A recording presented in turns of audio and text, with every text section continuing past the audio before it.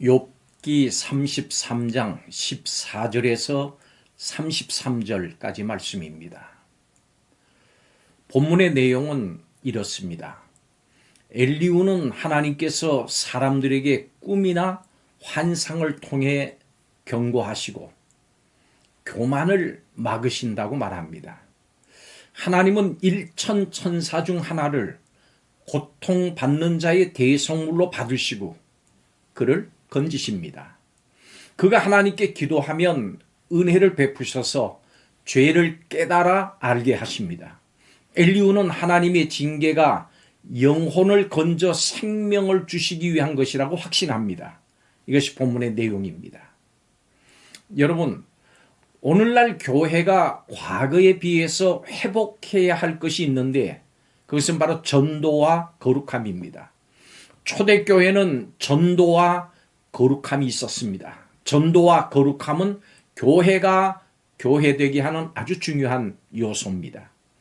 어떻게 하면 이 초대교회와 같이 전도와 거룩함을 회복할 수 있을까요? 첫째로 하나님의 열심을 기억해야 합니다.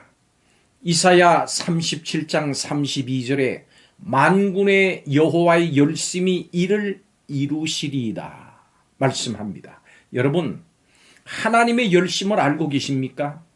우리가 하나님을 알지 못하고 하나님을 향해서 아무런 반응조차도 할 수 없던 완전히 죄에 빠져 있던 때 하나님께서는 우리를 죄로부터 구원하시기 위해서 열심을 내셨습니다. 끊임없이 말씀하셔서 우리의 귀를 열어주시고 우리를 살리신 것입니다. 그 은혜를 기억하면 우리는 하나님께 감사할 뿐 아니라 하나님에 대해 관심도 없고 반응도 없는 죽은 영혼들을 불쌍히 여기고 구원하는 일에 열심을 다할 겁니다. 나를 구원하신 하나님의 열심을 그러므로 우리가 알아야 합니다. 그래야 영혼을 구원하는 일에 열정이 생길 수 있습니다. 혹 완악해 해서 반응하지 않거나 심지어 적대하는 이들에게도 열심과 인내로 다가가서 그들의 영혼이 망하지 않게 해야 합니다. 여호와의 열심이 나를 삼켜야 합니다. 먼저 구원받은 우리가 다른 사람들을 구원하는 일에 열심을 내야 교회가 회복될 수 있습니다. 두 번째로 하나님의 징계를 기억해야 합니다. 현대 문화는 질병, 가정환경, 사회구조 이런 것들을 핑계로 해서 죄에 대한 개인의 책임을 가볍게 만들거나 회피합니다.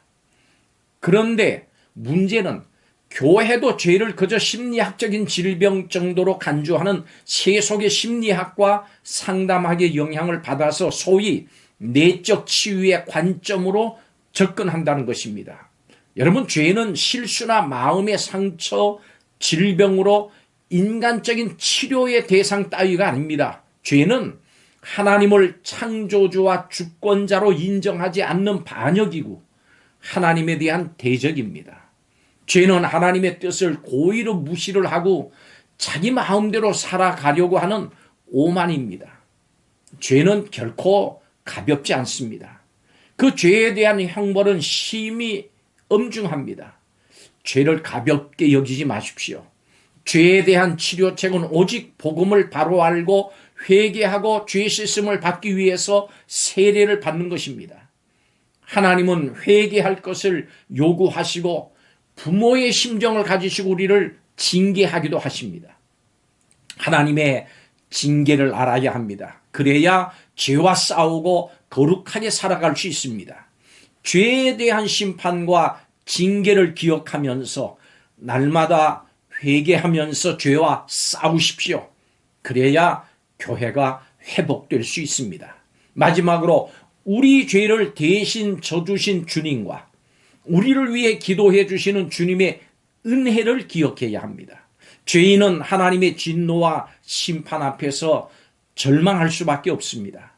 하나님 앞에서 죄가 얼마나 심각한 것인지 알면 알수록 우리는 구원받을 길이 없다라고 하는 사실을 알기 때문입니다.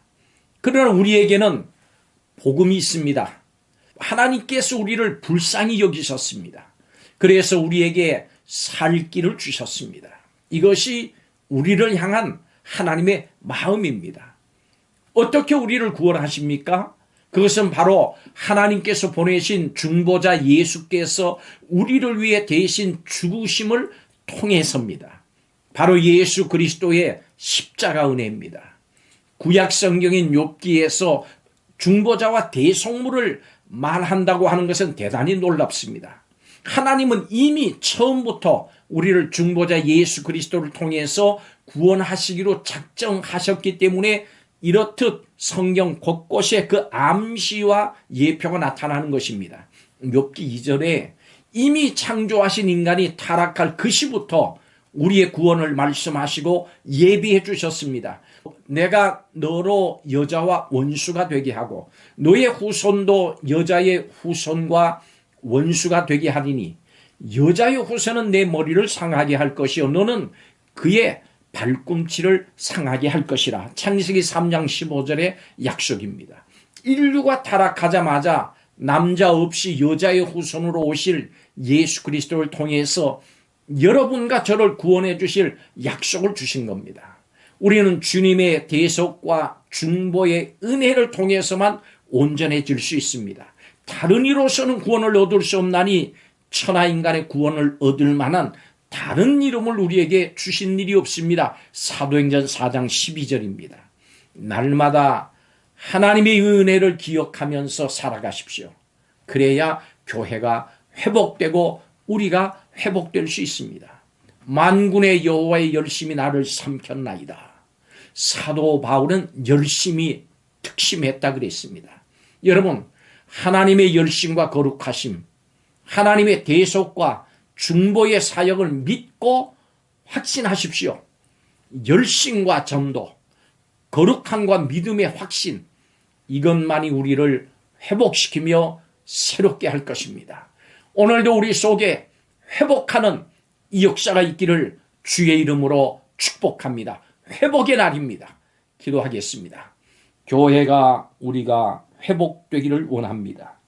교회에 지체된 우리 한 사람 한 사람이 하나님의 열심, 하나님의 징계, 예수 그리스도의 대적과 중보를 기억하며 살아가게 하소서.